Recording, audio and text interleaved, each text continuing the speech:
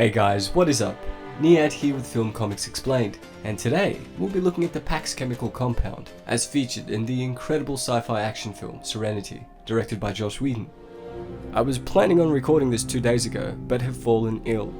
Don't worry, the irony of succumbing to a virus while working on a virus video is not lost on me. Now, what I love about the movie Serenity is that it functions as a standalone film, as well as a resolution to the incredible TV series Firefly. I have a lot of love for the TV series, and I could not understand why it was taken off the air after only 1 season, and know that my frustrations were shared by many others. In the film, it's explained that overpopulation had led humanity in search of a new home. They found another solar system with several planets, and used their advanced technology to terraform multiple planets over a process that took decades to complete. The planets at the core of the solar system made up the Alliance, which was comprised of an interplanetary parliament. The outer planets wanted freedom from Alliance control, which kick-started the Civil War. The saddest part about this is that it wasn't so much a war as it was a slaughter. While the Alliance continued to flourish, the survivors of the war struggled to live on. With tight regulations and often cruel treatment of people who weren't in the core planets, the Alliance was a totalitarian government determined to control the solar system. Their extent to want to control their people often went to extreme measures.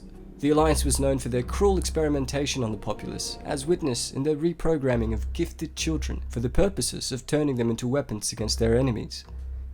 They have even resorted to chemical experimentation in their efforts to find the most effective way to pacify those under their control and make them subservient. That is pretty extreme. They are essentially talking about psychologically reprogramming their populace.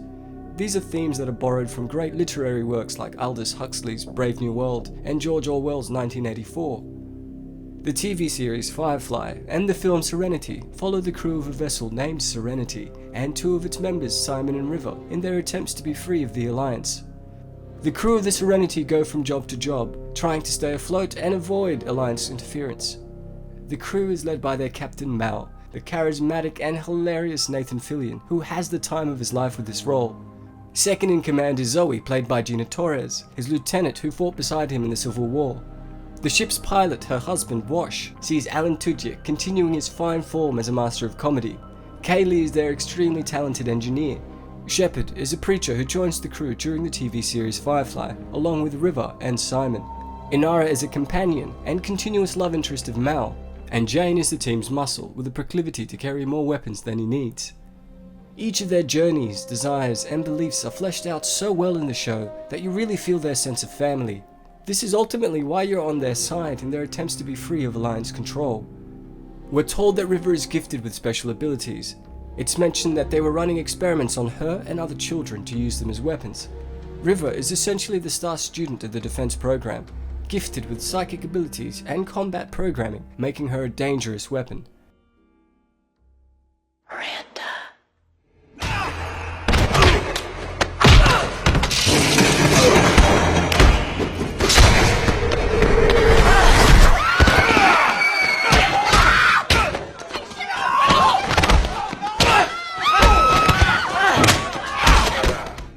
Unfortunately, the programming and conditioning has left her and the other children psychologically scarred, as we see River go from moments of extreme pain, anguish, calm to lucidity. Her brother Simon sacrifices his reputation and career as a gifted doctor to rescue her from the Alliance, leading them to seek refuge on the Serenity. In the TV series, they are pursued by the Alliance as a whole. In the film, the Alliance is given a face as a representation of their cause, played magnificently by the talented Chiwetel Ejiofor. Known simply as the Operative, he was a courteous and soft-spoken man with a strong sense of justice and an unwavering desire to create a perfect world free of sin. Mal and the Operative work as binary opposites, with the Operative wanting to create a perfect world, and Mal who believes imperfections are what make us human. During the run of Firefly, we are introduced to the concept of people called Reavers. To those who live in the core planets, they are merely a bedtime story and myth, but those that live in the outskirts know their true horrors. They are vicious, cannibalistic humans that have essentially lost their minds. In the TV series, they are explained to have been men that went to the edge of space, stared into the void beyond, and lost their minds. Although the violence they commit appears to be mindless, they are not completely without thought, as they still have the ability to pilot ships and set traps. In the episode Bushwhacked, the crew find a ship filled with dead bodies hung up above them, as well as a traumatized survivor of the Reaver attack. As the episode progressed, the survivor begins to change into a Reaver and begins attacking people. Mal explains that the trauma of what he was made to watch left him no choice but to do what he had seen to psychologically cope. In the film, Joss Whedon retconned the origins of the Reavers and revised it to explain that the Reavers were the result of a biological experiment that was conducted on the populace of a planet. The crew of the Serenity follow clues supplied by the psychic river that lead them to a planet called Miranda that was considered to be fictional by most, mainly due to the efficient work by the Alliance to cover up evidence of their foul play. What the Alliance had essentially done was add the experimental chemical compound G23, Paxilon Hydrochlorate, to the air processors on Miranda. This was effective at pacifying 99% of the population, so effective that they simply stopped doing anything and waited for death to come. The remainder of the population had the opposite reaction, becoming highly aggressive and committing horrendous, unspeakable acts, including but not limited to cannibalism and self-mutilation.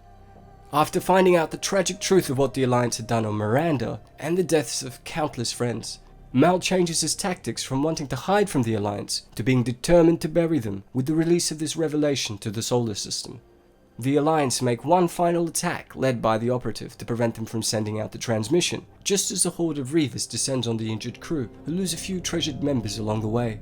This leads River to take control of her untapped powers, effectively wiping out all the Reavers on her own. Looking back, it's incredible to think that the characters are so grounded in reality, even though the story is so over the top. That's the genius of Joss Whedon.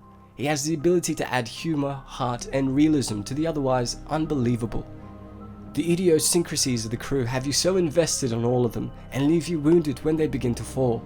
One of my favourite science fiction universes, the TV series and film will always have a special place in my heart. I was so thrilled that Whedon did not disappoint the fans who had waited for a conclusion to the story. That's all that we have time for. Thanks for putting up with my voice. I really should be in bed, but it's the third day now and I didn't want to disappoint you guys. Also, I refuse to lose to a small infectious agent that's replicating inside my cells. As always, it's been a pleasure. Niyat here with Film Comics Explained. Thanks for stopping by. Reading activity in the cloud. Lock on fire on my command. You should have let me see her, Captain. We should have done this as men, not with fire. Sir! Vessel in range. Lock on.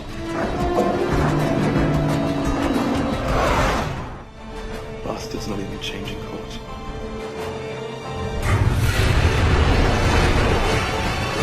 Sir? Target the Reavers. Target the Reavers. Target everyone. Somebody fire!